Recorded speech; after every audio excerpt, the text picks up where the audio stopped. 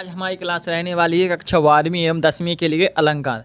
आपके अलंकार जो बोर्ड परीक्षाएं पूछे जाने वाले हैं वही सिर्फ मैं आपको बताऊंगा, बाकी आपको कोई अन्य प्रश्न नहीं बताऊंगा। देखिए, सबसे पहले आपको अलंकार आपका टॉपिक है। इसके बाद आपको सबसे पहले सीखना अलंकार किसे कहते हैं, अलंकार की परिभाषा लिखिए। तो देखिए, आपका अलंकार है, इसमें जो अलंकार किसे कहते हैं, काव्य की शोभा बढ़ाने वाले साधनों को अलंकार कहते हैं। ये आपकी शॉर्ट परिभाषा होगी। अब इसमें अगर ये आपका 2 नंबर में पूछा जाता है तो आपको पूरा लिखना है। जैसे आप लिखना शुरू करेंगे उत्तर डालकर, काव्य की शोभा बढ़ाने वाले साधनों को या तत्वों को अलंकार कहते हैं।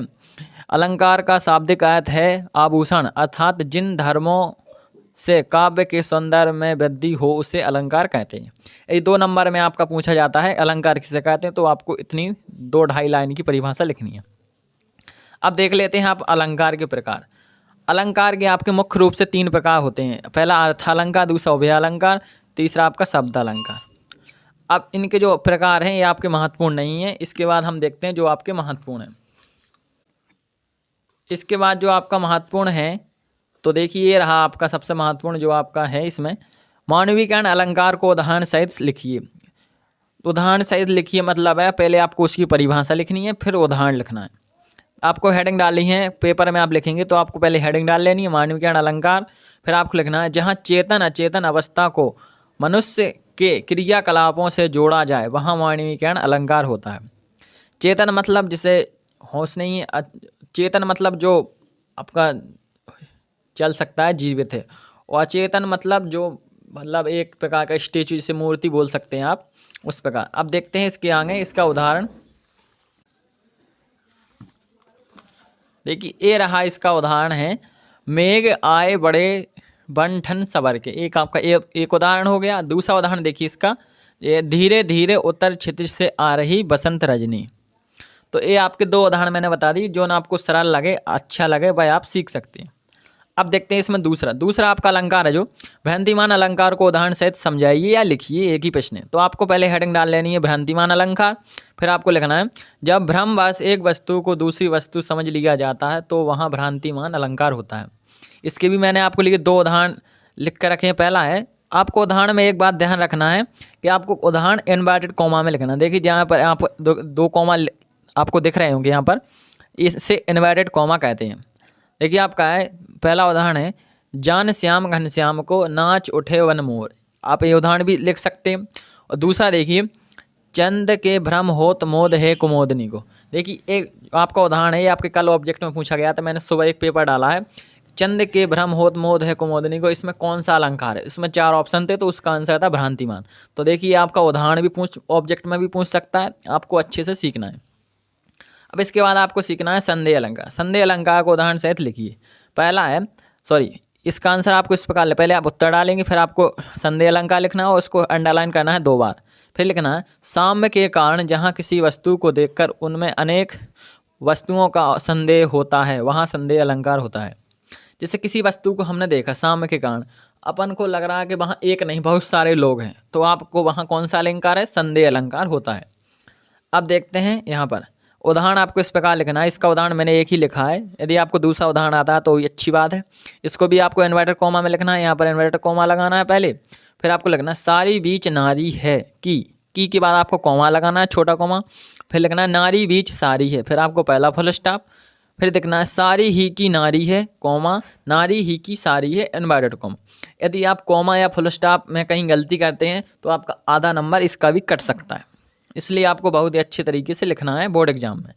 अब इसके बाद आपको लिखना है आपका चौथा अलंकार है, मतलब जो आने वाला है, विरोधाभास अलंकार को उदाहरण सहित लिखिए। तो इसमें देखिए आपका विरोधाभास में आपको पहले हेडिंग डाल लेनी, फिर लिखना है जहाँ किसी गुण पदार्थ या क्रिया में वास्तविक विरोध ना होते हुए भी विरोध का आभास हो वहाँ विरोधाभास अलंकार होता है। जहाँ किसी गुण या पदार्थ या क्रिया में वास्तविक विरोध ना होते हुए भी विरोध का आभास हो, अपन को लगता है कि इसमें कुछ गलत है, तो वहाँ कौन सा अलंकार होता है? विरोधाभास अलंकार होता है। जैसे देखिए ये रहा आपका इसका उदाहरण। पहले आप उदाहरण लिखेंगे, फिर आपको इन्वर्टेड कॉमा लगाना है, फिर लिखना स्टार्ट करना। देखिए यहाँ पर लिखा है, या अनुरागी चित्त की गति समझे नहीं कोय, ज्यों ज्यों बूढ़े श्याम रंग त्यों त्यों उज्ज्वल होए। उज्ज्वल देखिए आपका नीले पेन से लिखा है, ए वाला सही है, ऊपर वाला उज्ज्वल गलत लिखा है। तो आपको ये भी ध्यान रखना है कि कहाँ आप क्या सा लिख रहे हैं। अब देखते हैं हम इसके बाद आगे। देखिए अब आपको एक अलंकार ये सीखना है।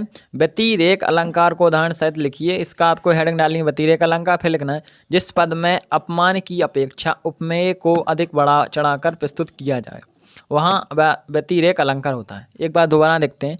जिस पद में, पद का मतलब होता है वाक्य भी कह सकते हैं या जिस शब्दावली में, जिस पद में उपमान की अपेक्षा उपमेय को अधिक बढ़ा चढ़ाकर प्रस्तुत किया जाता है वहाँ व्यतिरेक अलंकार होता है। ये देखिए इसका उदाहरण बड़ा प्यारा है। जिनके यश प्रताप के आगे शशि मलिन रवि शीतल लागे। ये इसका उदाहरण, एक लाइन का उदाहरण है। आपको सिर्फ इतना ही, इतने अगर आप दोनों में कोई गलती नहीं करे तो आपके 2 में 2 नंबर आपको इसमें मिल जाएंगे।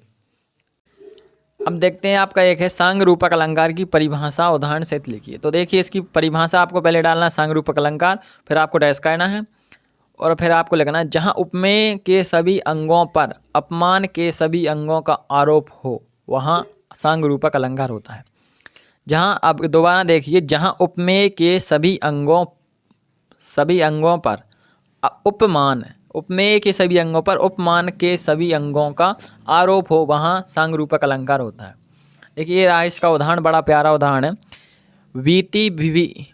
बीती बिवारी जागरी अंबर पनघट में डूब रही तारा घट ऊषा नागरी। ये आपका पूरा उदाहरण है। उदाहरण आपके एक बात ध्यान रखनी है, सिर्फ इन्वर्टेड कॉमा और फुल स्टॉप का जरूर ध्यान रखना। अब देखते हैं अपन। अब देखिए यहाँ पर जो है भाई, यहाँ से जो अलंकार आपके हैं ये हैं कक्षा 10वीं के लिए। जो अलंकार कक्षा 9वीं और 10वीं में जो पूछे जा सकते हैं और पूछे जाते हैं, जो आपके ब्लू प्रिंट में दिए गए हैं, ये वहाँ के अलंकार हैं। जो भाई हमने पहले देखे हैं वे कक्षा 12वीं के लिए हैं। तो देखिए इसमें है आपका पहला वक्रोक्ति अलंकार, इसको आप उदाहरण सहित देख सकते हैं। लिखने का तरीका आपका वही है, आपका अतिशयोक्ति अलंकार। इसके बाद देखिए अन्योक्ति अलंकार। इसके बाद आपका देखिए श्लेष अलंकार। देखिए श्लेष अलंकार का ये रहा आपका ऊपर उदाहरण। रही मन पानी राखी बिन पानी सब सून, पानी गए न उबरे मोती मानस सब चून। अब देखिए इसके बाद आपका देखिए ये रहा यमक अलंकार, किसे कहते हैं उदाहरण सहित लिखिए। ये इसका उदाहरण कनक कनकते सौगुनी मदक्तादिकाय। और देखिए आपका विभावना अलंकार, ये रहा देखिए इसका उदाहरण। इसके साथ विशेषोक्ति अलंकार, देखिए ये रहा इसका उदाहरण और आपकी इसकी परिभाषा। अब देखिए आपका एक उदाहरण है, ये रहा देखिए आपका अलंकार है अपहृंति अलंकार, परिभाषा सहित परिभाषा उदाहरण सहित लिखिए। ये देखिए आपकी परिभाषा उदाहरण। इसके बाद देखिए आपका पुनरुक्ति प्रकाश अलंकार। इसके बाद देखिए आपका उत्प्रेक्षा अलंकार, इसका उदाहरण। इस उपमा अलंकार, उसका उदाहरण। इसके बाद देखिए आपका ब्याज निंदा अलंकार को उदाहरण सहित लिखिए, इसकी परिभाषा उदाहरण। इसके बाद आपका देखिए यह आपका ब्याज स्तुति अलंकार, इसकी परिभाषा उदाहरण। और इसके बाद आपका यहाँ पर और देखिए इसके बाद ये रहा आपका अनुप्रास अलंकार और उदाहरण सहित लिखिए, अनुप्रास अलंकार। और इसके बाद आपका रूपक अलंकार। देखिए कक्षा 9 से 12वीं तक के मैंने सभी अलंकारों को आपका रिवीजन करवा दिया या आपकी तैयारी करवा दी, जो भी आप समझें। इन्हीं अलंकारों को आप सीख लीजिए। इसके अलंकार, इसके बाहर आपका कोई भी अलंकार किसी भी क्लास में नहीं पूछा जाएगा, ना किसी भी पेपर में भी नहीं पूछा जाएगा। अगले वीडियो में हम देखेंगे जो आपके इंपोर्टेंट क्वेश्चन और रह गए हैं।